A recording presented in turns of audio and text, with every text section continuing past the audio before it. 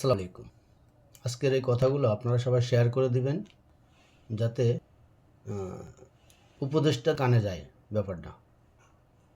আজকে উপদেষ্টারা যারা আছেন তাদের উদ্দেশ্য করে কথাটা বলছি, অবশ্যই তাদের কানে যেন পৌঁছায় সেভাবে আপনারা সবাই শেয়ার করে দিবেন।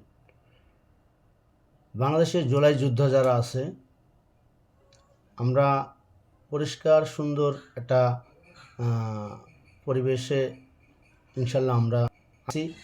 আমরা বলতে চাই যে বিভিন্ন ষড়যন্ত্র মুখোমুখি যারা ষড়যন্ত্র করছে, যে দমানো, আপনারা জুলাই যোদ্ধাদের পাশে রেখে আপনারা কাজ করেন।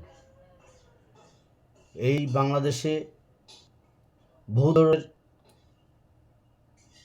শয়তানি চলবে, এটা আমরা মনে করি, যেহেতু বাংলাদেশের রাজনৈতিক দল এখন ক্ষমতার জন্য যা করছে, আমরা আসলে এগুলো চিন্তার বিষয়। তো বাংলাদেশের মানুষ এখন আর বলদ নাই, মানুষ বুঝে গেছে যে আসলে কাদের দ্বারায় এই দেশটা একটা সুন্দর পরিবেশ সৃষ্টি হবে এবং ভবিষ্যৎবাণী যে কি হবে এটা মানুষ বুঝে গেছে। মানুষ আর ভুল করবে না।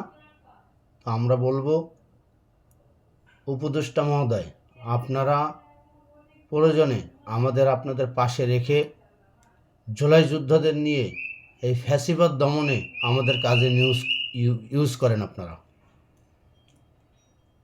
আমরা কোনো ফ্যাসিবাদী শক্তিকে এই বাংলাদেশে জাগতে দেব না। তার জন্য যত রকম ভূমিকা নিতে হয় আমরা নিব ইনশাআল্লাহ।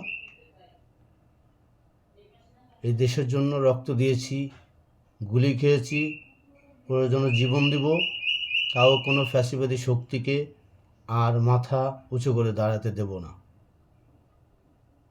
তাই আপনাদের বারবার বলছি, প্রয়োজনে জুলাই যোদ্ধাদের পাশে রেখে এই ফ্যাসিবাদ দমন করার জন্য আপনারা তাদেরকে কাজে ব্যবহার করতে পারেন ইনশাআল্লাহ। আসসালামু আলাইকুম রহমতুল্লাহ।